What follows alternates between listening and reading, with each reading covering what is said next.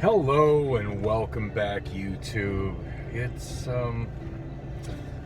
after the end of my shift. I actually got off over a half an hour ago. I've been literally just wasting time around the car rental center.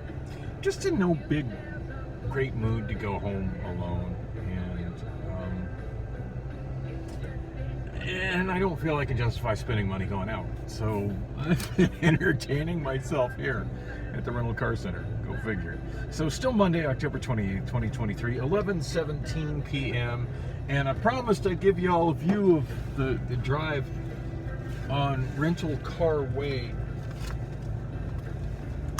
So any stammering and stuttering that I do, I will not be editing it out, so as not to cut out any of the journey.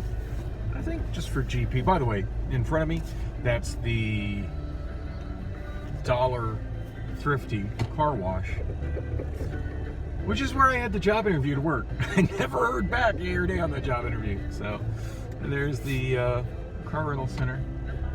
I'm in the little tiny parking lot that I theorized was for Dollar Thrifty employees, and I just kind of noticed like where they were going when they worked over there. It makes sense that they would have a parking lot near where they actually were. That, and I noticed from like aerial views how disconnected this lot is from any kind of rental car facilities, unlike everything else. Anyway, here's the gate. I don't know that this ever closes. And that little sign on the left, that's the one that says, I think Dollar Thrifty employees only or something like that. Dollar and Thrifty employees, that's all it says. So I'm gonna make a left here and head east on Rental Car Way. Now I know this comes to a dead end. There's Dollar Thrifty car wash on the left, and then past it on the left is the main charger. That's now the main charging bank for everything Hertz. Dollar Thrifty, Hertz, whatever. That's where we charge the bulk of our electric cars. Giant cul-de-sac here. There's another entrance and another gate. It's not closed off, but I'm not going there because I have no business there. What's the sign say?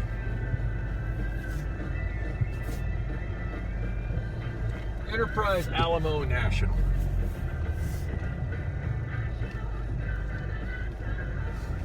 I can see another big yard, big rental car lot over there when I look at the aerial views, but this is the first time I've driven this way. Looks like there should have been a road to the right, but it's been closed off by a fence. And then off to the right from here is where all those recalled Ford Explorers are. Hopefully Barry's not too terribly disappointed with me, because I only got one row moved, but had I managed to move 2 rows, it would have created a problem, because I got a pretty good solid start on a second row in the shop line, and it would have jammed those up.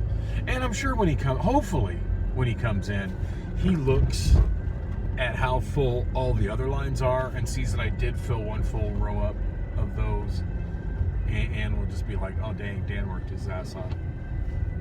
I mean, as I've been trying to hammer home, I'm just one guy. I can only do so much, especially when I'm on foot. On that note, I ended the night not on foot. There's a woman that does overnights for Hertz Returns. Her style is very extremely Afrocentric, but she was wearing a Beavis and Butthead hoodie. There's 2 things you don't normally see mixed together on one person, and she managed to really rock that look. I dig hanging out with her, and I wish I knew her name. I kind of came up and wanted to hang out and just kind of chill and talk with her where I wasn't, missing work doing it. And this is where it comes out. And if I go straight, that's Mojave, I think.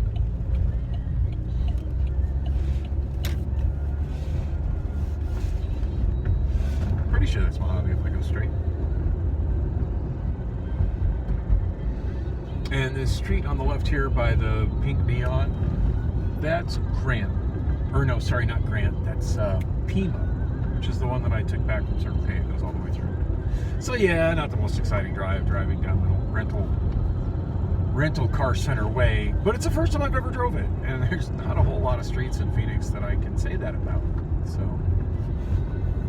and considering that I'm like by it all the time, that was kind of neat. And it's good to know I have the option of parking in that lot. It actually made like starting work after my lunch break really convenient, because the first thing I needed to do is get one of those Ford Explorers moved. But yeah, I didn't think about how much that was going to complicate getting back to my car after I'm off. As I've said before, when I used to take the SkyTrain all the time, and I know a lot of people regularly break this rule. I don't think I ever have. But there's a rule that you're not supposed to drive any vehicles after you've clocked out. And that makes sense to me. If I'm clocked in, I'm on the job, I'm presumably covered either by Hertz's insurance or by MLS's insurance, somebody's insurance. If I'm not clocked in, I'm just functionally somebody joyriding around one of the vehicles. And if something does happen, there's a potential for a problem there. I get it. I didn't think it would be so difficult to find a ride after my shift back to my car. I thought wrong. I probably spent 10 minutes sitting, playing with my phone, sitting by the break room, just waiting for somebody to come along. I was thinking Poindexter would be able to give me a ride, but he didn't. But thinking somebody would come along and help me out. I did see him right as I was almost done, and he was driving one of the Shelbys, and I'm just like, and he goes, "Don't worry, I got permission for this." I'm like, really? I was under the impression nobody could grant permission for that. That's what Rob told me.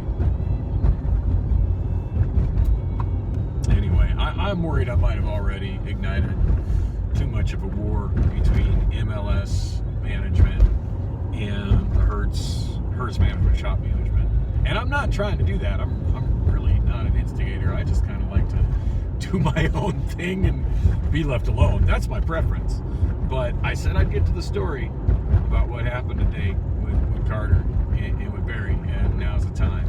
So I really want to talk about what I did after I clocked out.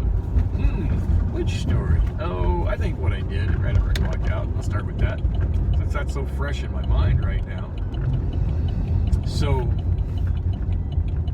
yeah, about coming to the break room, I clocked out, I want to say like 45 after instead of 30 after, which I'm sure is no problem. I was just determined to get everything that was that they had managed to finally get on the gatekeeper line put away. Now, I wasn't taking another trip because that would have been time consuming, but I was able to, move a lot of.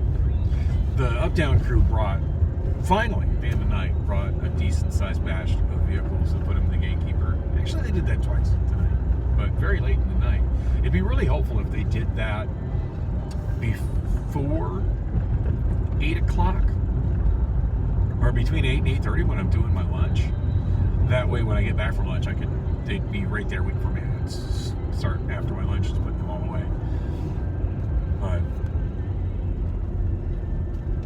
But yeah, I got those put away. So about 11:45, clocking out, and I can never remember the name of the guy who's basically like the number 2 guy. Honestly, I'm not sure if it's Loic Jesse or this guy that's the number 2 guy at 9. He might just be an up-down lead for all I know, but he seems to do more than just up-down lead. He seems to be Anthony's right-hand guy, and I get along really good with him. I wish I could remember his name. I'm just god-awful with names. And every now and then, like, he's scooped me up, and he's helped me catch up on maintenance and driven me around, and it's been really, really helpful. So, and maybe I should have went to him and asked for help, but it just seems like lately, the less contact I have with MLS leadership, the better. If I just stay on my grind, am I getting enough done right now? No, not really.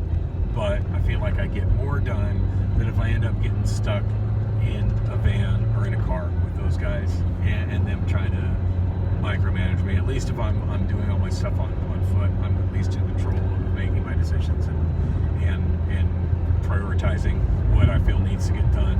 And I figure I've got a better idea of what it is than anyone else that's there at night, because I am regularly, having discussions with Perry and with occasionally with Carter as well. Although today's probably the most detailed conversation I've ever had with Carter regarding my workflow and what needs to be done and what I think can be better and what I'm doing with my time and the problems I'm having getting things that they'd like me to get done, because I'm literally there by myself. And I'm back to talking about that. I really want to talk about what I did afterwards. So anyway, we ended up going to the restroom together. And I know that sounds completely inappropriate, but the reality is that we both got off shift at NP. And I was really hoping that he was still working, because I was going to get a ride with him back up into the rental car center. And he's like, nope, I'm done. I'm like, oh, damn. And so, washed my hands, waited like 10 minutes before an up-down driver, who I really don't know, who doesn't speak English very well. But he came down, gave me a ride up. His driving was a little unnerving to me, just saying. And since his English comprehension wasn't really good, it was kind of hard to explain to him where I wanted him to drop me off. And he kind of went weaving through some cars. I'm like, here's good. Let me out of this car. Here's good. And from there, it was a little farther than I wanted to walk. But I walked back to where the woman who I kind of wanted to hang out with after my shift, since she was pretty bored at that point, and kind of just chat with, because her and I were having a really good discussion in a car together. She volunteered to help me. It was really helpful, really helpful. So I was kind of hoping to just kind of chat with her and maybe actually get her name. I don't know that we've ever even properly introduced each other. So yeah, I walked back over there, and she was there, and I was absolutely shocked to see Anthony, Supervisor Anthony, sitting there chatting her up. And it was like, oh, wow, I was kind of hoping to do this. I didn't say that, and hopefully I didn't come off looking like an awkward third wheel. But, I just said, yeah, I just got off. And then I mentioned that I parked over the Dollar Thrifty lot and given no thought of how the fuck I was. So it was really helpful for moving that Ford Explorer, but kind of put me in a bind for how the fuck do I get back to my car. Anyway, he walked off, and I thought we'd actually have some time to chat later in the home, but she had commented that she didn't have a shop car to drive around, to basically be her shack in case she wanted to go anywhere other than, and not have to go on foot. And then she ran off after Anthony and had him drive her to go get one. And that was enough for me to be like, yeah, I'm not going to just sit here and wait for her to come back. But if she comes back, she's more interested in rolling with Anthony than talking to me. That's fine. I got other stuff to do. So, which mainly get to where my car is. I'm still quite a ways from it. I mean, it's a pretty long distance from the Dollar Thrifty employee lot to Hertz Returns. Well, since I was 100% on my own time, I figured it's a good time to do a little exploring. Because I did enjoy that diversion where I finally figured out where rideshare and ground transportation picks up there. And then my little walk through level 2. Well, I've never been to level 1. So I went up the escalator into the main lobby, and then I took the giant escalator that I've been wanting to ride for so long. Finally took the giant escalator all the way down to level 1. I wish my forward-facing camera was working, because I would have loved to make a good video of that. And sometime I'm going to make a good quality video of that, because that escalator is a pretty neat ride. It goes down an extremely long distance for a single escalator, and just the geometry of the other 2 escalators and the balconies of the other levels looking up, and then the glass artwork up above. I thought it was really neat. It was certainly interesting to me. But what was really interesting is when I got down on the bottom floor. As I said, most parking garages, every level's more or less identical. Not the rental car center. All 3 levels are radically different. And I mean radically different.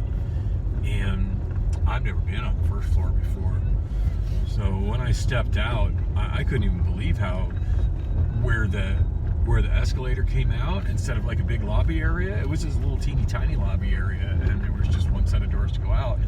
And then to the left, where I would have expected there to be kind of building or whatever, there's this weird empty space. I can't think of any other way to describe it.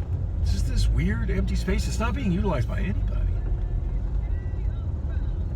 That is Waymo's favorite place to camp out in this neighborhood. The guy that is following me is making me nervous. I'm just going to turn right so he's not following me anymore. And I turn right on Holly. I can't remember if this is the one that takes me to the end of my alley that I normally come out of or not. I always come out these streets. I never go in these streets. So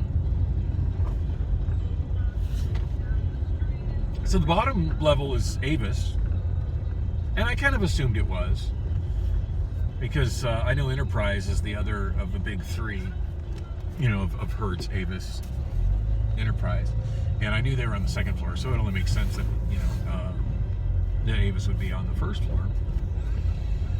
So when I came out, I kind of walked into that little weird empty space, and I could sit here and describe it better, but at some point I just need to get down there with a camera. It's neat. And from there, I went to, this is not where I thought I was.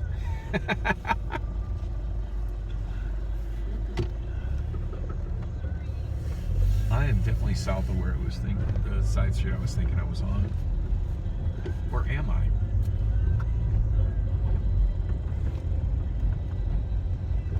No, actually, I think I'm exactly where I thought I was, and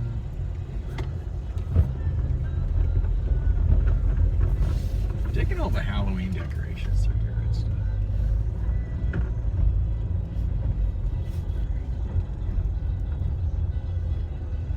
Yeah, there's the giant ass shade tree in front of me. That sign that says dead end and those reflectors, they're just there to mislead. This is exactly where I'm thinking it is. I just don't think I've ever driven this way at night, so those red reflectors just look like a dead end to me, but it's not. This is exactly the alley I was trying to get on. I've done this on foot so many times. I don't know that I've ever driven this way at night, though. I'm sure I have. I mean, God, I've lived here over 6 years. Damn, going on 7.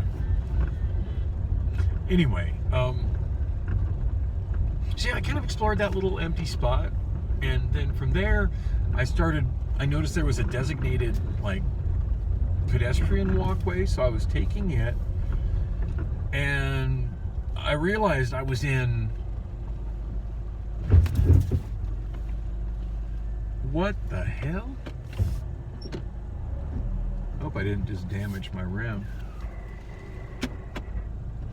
I better get out and take a look at that. This is so overgrown. I mean, this is the alley, but holy shit, it's so overgrown.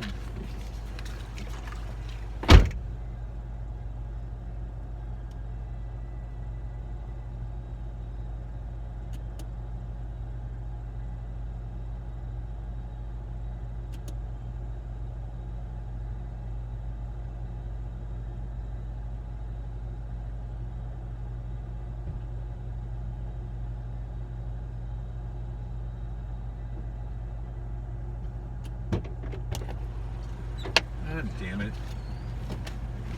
Stepped out in a big ass muddy puddle. Grrr. I definitely hit the curb, but I don't seem to have damaged anything. It looks fine. Wow, this is crazy. I think I don't have a nice car, because I'd be freaking out about this. Actually, I'd probably just be backing up. This is crazy. This is... I thought this is where the trash pickup went. There's no way they're driving through this. Man, I've seen this overgrown before, but never like that. Like it literally swallowing up the damn alley. You know, there was one time the branches were not nearly that bad, but they were rubbing my car, and I found some kind of phone number for the city for that online, and I called it, and they showed up and cut them within like 2 days. So I need to find that again. Of course, that was back when Greg Stanton was mayor, before Kate Gallego became mayor, and the city all went to shit. So I don't have high hopes that it would get taken care of now. In the post, we don't pick up the bulk trash when we're supposed to and leave it laying all over the place era.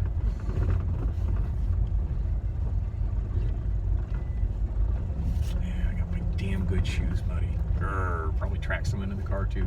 You know, bulk trash, look how crap on the left. Damn. I haven't come this way in a while, and now I'm not planning on doing that again anytime soon. This is terrible. Just piles and piles of branches just sitting here waiting for Phoenix to pick it up. I don't know what the date was they were supposed to pick up the bulk trash, but judging by how much is in the alley, obviously that date is come and gone, and they're not doing it again. Anyway, since I'm home and I'm ready to go inside, long story short, I realized I was in their EV area, and I mess with EVs all day long. So you would think that there would be nothing in there that would excite me for that I would give a second glance at. And thinking that, you'd be thinking wrong. Because something Avis has that we don't have over at Hertz, that got me quite excited, is the Ford Mustang Mach-E. Finally got to actually see one live in the flesh. And it does have a little more Mustang styling than what I thought it had from what I've seen in pictures, but I don't know. It just still seems wrong to call that thing a Mustang. But really cool looking car. I wonder what's going on with that.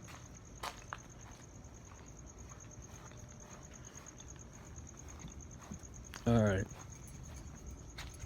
My apartment is still an absolute mess. Yeah, I've been warned. Really rude comments about it will be deleted. Oh, hey, at least I got these clean dishes I never managed to put away that have probably been sitting there for a month. It's probably been that long since Kim came and helped me with that. Haven't really made any progress with the kitchen since then. In fact, I've definitely lost. It's definitely gone downhill since then. All right, what do I want to drink? I think I'll grab one of those. You know, I love these Aguas Frescas juices in the cans. Once you open a can, you're like kind of committed to consuming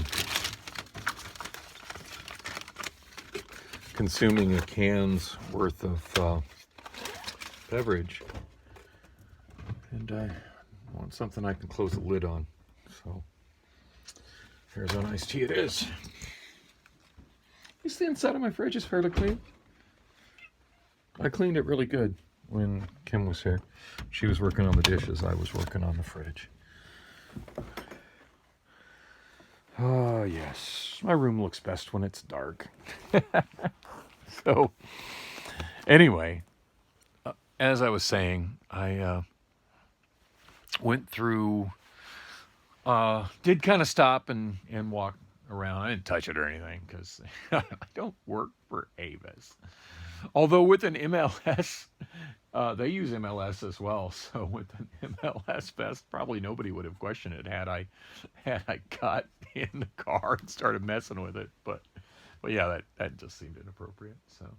So I didn't, as tempting as it was. I just kind of walked around the car and got a good look at it. From the outside, I didn't look inside at all. And from there, I just kind of went through that walkway, and I thought it was kind of neat. It took me right to the middle, where the middle elevators and escalators are. And they have a hallway identical to our hallway. Seems to be in the same place, and it kind of curves. And and just walked that hallway out the other side, which had me walking at a 90-degree different angle. And there was another designated pedestrian way, and that was taking me near a bunch of trucks. And even though there's a painted pedestrian way in the parking lot, they've got it blocked with trucks, so I had to walk around the trucks in the front, which is, that's fine. Those lines are just there as a guide. The companies that use these areas can choose however they want to use it. That's their prerogative. God knows there's a lot of things that are done differently than the way the lines are painted on the ground at Dollar and Thrifty and Hertz. So, anyway, I had a fun moment on that walk. In fact, it was right before I went in that hall. A guy came to me, and I have so many awkward moments when people are like, will ask me questions about Hertz, because I technically don't work for Hertz, but I kind of work for Hertz, and sometimes I can answer the questions and sometimes I can't. And like in the instance tonight, I just probably frustrated the woman that was looking for her bag by telling her what was up, and I should have said a whole lot less and just told her that,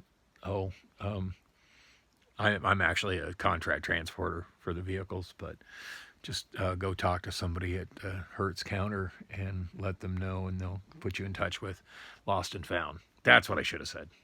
Oh well, hindsight is 20/20. That's part of what I said. I just said a whole bunch more beyond that.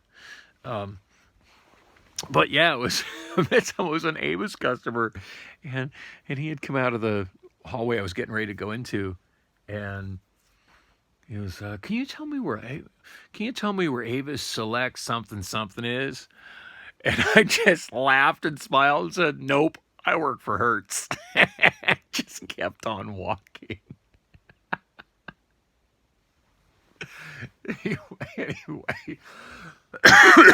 I'm sure that was a what the actual fuck just happened moment for that guy, but it was entertaining for me. Yeah, so after that, went through the hall, other walkway.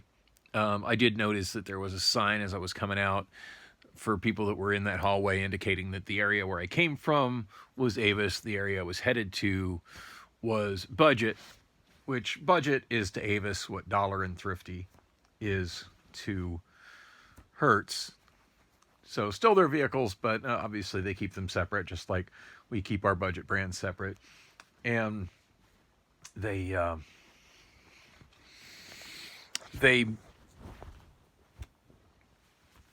so I'm walking through that area, but one thing that's radically different about the first floor versus the third floor where Dollar and Thrifty and Hertz is, we have the entire third floor.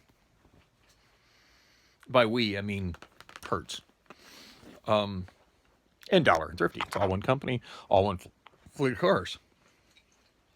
We're not sharing the space on the third floor with anybody else. Well, Avis is sharing the space on the first floor with another company. So, and they're completely barricaded and separate on that first floor. And that I didn't know. And that other company is Sixt. I think that's how it's pronounced, spelled Sixt.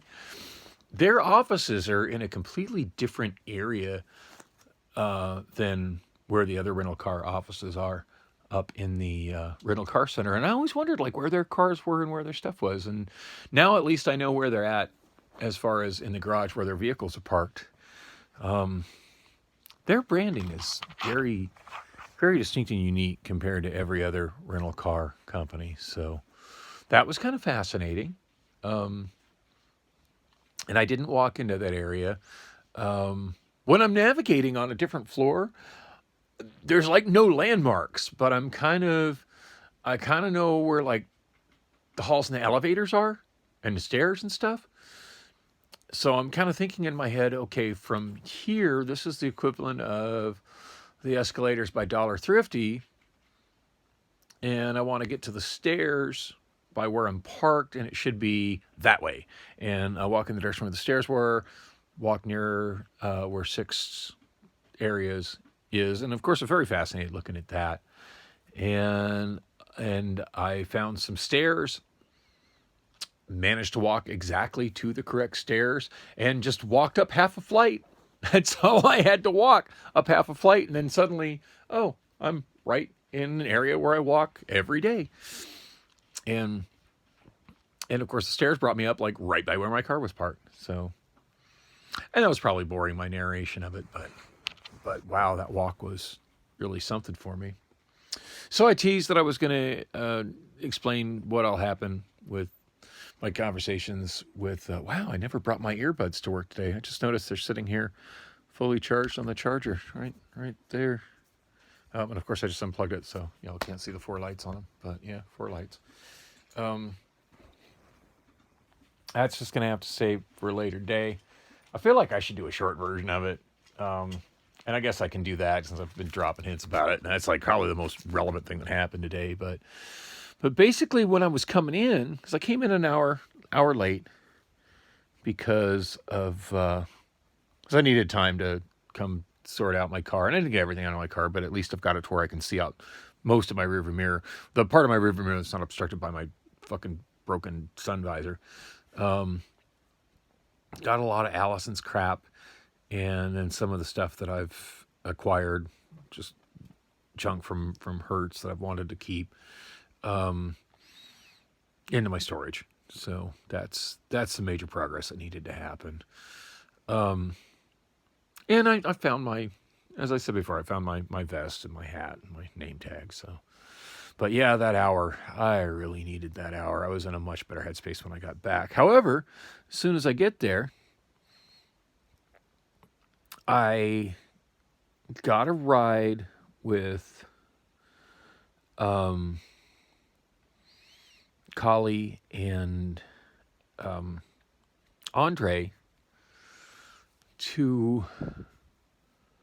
Actually, I worked with them for a while. It wasn't right after I got there that I talked to oh, now I'm forgetting the damn names. Carter and the manager of the shop, Barry. Because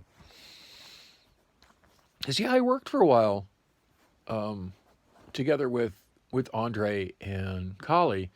And then at one point I somehow got separated from them and saw Keontae and chatted with him for a moment.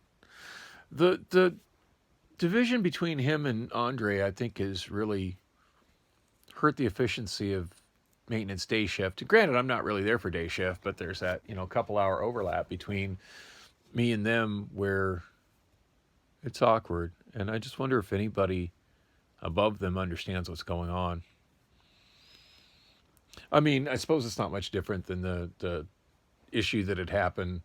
Well, actually, I'd say it's considerably worse than the issue that had happened between me and the Frenchman, Emmanuel. But who I'm pretty sure either quit or got fired. He's been gone for over a week now. Nobody seems to know, and nobody seems to care. But yeah, I never had a problem like working with him, riding with him after that incident. I just refused to let him drive a shag with me riding shotgun with him after he abandoned me that last time. And it wasn't the first time he did it. And after that, yeah. And of course, he's not interested in riding shotgun with me driving a shag. So as soon as we'd be working with either Andre or Keontae driving, because Andre and Keontae just, they're like a divorced couple. Oh my God. And whichever one we'd be riding with, like once, and their shifts always end earlier at like 3:30. Once they stop for that last hour that he's still working and I was still working, he's not there anymore. I just go my own way. It's like, nope, not. But at least I could still get in a car with him. Yeah, whatever the fuck went down between Andre and Keontae, I mean, they can't even be in the same space together. It's sad is what it is. So anyway, I was moving some vehicles up in the Hertz return area. I chatted with Keontae rolled up, wanted to know if I needed a ride, and I was like, no, I'm just moving these. And I talked to him a little bit, and it told me why it came in late. And he's like, oh, well, that case, I'm heading out. I'm off for the night. See you tomorrow, bro. And he left, and I think after that, I ended up taking a vehicle down, and I put it away. At this point, I'm not really sure what happened to. Not really sure what happened to Kali and Andre, but I figure I'll catch up with them when I catch up with them. I'm certainly capable of working by myself and staying busy, and that's when I noticed that the recall line, or not the recall line, but the line with all the previously recalled Ford Explorers in it. Oh, by the way, when I was talking about the recalls earlier, of like what's going on with the Nissans, I think I figured it out. It's the Sentras that are recalled, and the Altimas are not recalled. So it's the Altimas that are going out. The Sentras are getting pulled. They're so damn similar, I really can't tell them apart without walking to the back to see what it says on the back of it, whether it says Altima or Sentra. They look the damn same to me. So I think that's what's going on. Now I feel stupid for a few people I told them, well, I don't know what they're doing, or are they recalled or they're not recalled. Yeah, apparently Sentras are recalled, Altimas are not, and Dan can't tell the difference. So anyway, I noticed that of those two lines that we had made on Sunday, there were only just a few of those Ford, what the hell they called, Ford Explorers. Just a few that were left in the one line. And it occurred to me that I should probably go ask Barry if he wanted me to try to fill that up again, since that's still a big project that they're working on. Touch base with him about that and see if he wanted me to work on filling it up again throughout the night. And right as I was on my way to talk to him, that's when Carter was like, hey, gestured me over to where he was over in like the paint area. And I'm having a conversation with him. And he's like, well, they seem very... So you need to talk to Barry because he seems really upset with what's been going on with the night shift, and you're not being consistent. And I'm like, oh no, I am being consistent, but I'm just one guy. And we had a really good discussion over what my problems are and what's not getting done. And I gave him a pretty detailed breakdown of what happened Sunday night, which I've already, I vlogged about it on Sunday night. You've been watching my vlog. It's not news to you. You already heard about it. There was so much work to be done with moving there's so many cars coming in, so much work to be done with moving the Ford Explorers. And at that point, everything got backed up. Well, then Andre went home, Collie went home, and I was on my own. And I just kept getting more and more steadily behind. I'm working nonstop, but I'm just one guy. And I ended up staying an extra, hour, 2.5 hours. Hour and a half. Stayed an extra hour and a half. Went into overtime. Whoops. And what else can I do?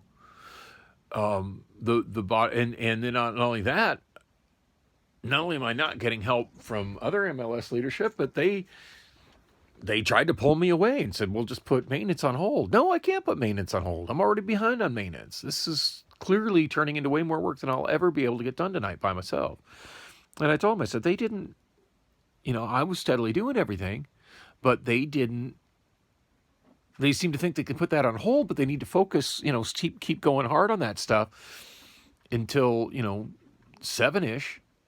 And they just don't, and they keep trying to pull me away from it 7. I'm doing as much as I can, but I can't sort them in the gatekeeper line if they're not bringing them down to the gatekeeper line. And I told them, I said, I'm sure the gatekeeper line was a must because there's a whole bunch of cars that there was 2 full lines of cars upstairs, and then they didn't bring the stuff down to the gatekeeper line until like maybe 10 minutes till midnight. I sorted what I could. Then I had to go home. And he's like, okay. And he seemed very receptive to what I was explaining was wrong. I told him, it's like, I, I, I need somebody that's dedicated to helping me at maintenance. At least one other person. I can't do this all myself. Or in the alternative, I need the up-down crew to be making an effort to once an hour filling up that, have taken a van full of people and everybody at once, just once an hour, bring a whole bunch of shit down to the gatekeeper line, and I can sort it out. But I can't do everything myself. It's just too much. Nobody can. It's not like I'm not diligently working at it. And anyway, came in, kind of explained the same thing to Barry, and then we talked about the recalls. And I guess I did go into full details on everything, but that's pretty much what happened. But yeah, I'm not trying to throw MLS leadership under the bus. I'm just in a weird situation where I'm answering to several different bosses that are all trying to push me in different directions, and it's an awkward situation, especially for me being as as as bad as I am with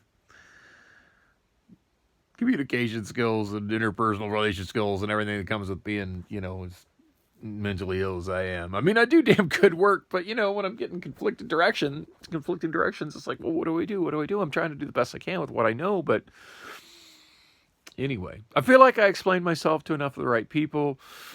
Hopefully it doesn't cause a problem with Rob or Anthony. But I did show Barry the text message from Anthony where he was trying to get me to put maintenance on hold and join the up-down crew. And I told him, I said, I just pretended I never saw that. So I'm not supposed to be looking at my phone anyway. And Barry kind of laughed about it. I said, man, I was working at that time. I was working alongside Andre and Collie trying to completely fill up those lines and get all them Ford Explorers moved. Now, Barry said he's got extra mechanics coming in to help him to work on those tomorrow. So I know he wanted 2 lines full. I got 1 line full. I mean, I'm just one guy. I'm doing as much as I can. Well, hopefully they'll get me some more help. I wish I still had Glenn. Anyway, wow, I can't believe I wasted 42 minutes on this. But if you listen to the whole thing, thank you. Appreciate your support. And yeah, I'll be back with more of my boring life later.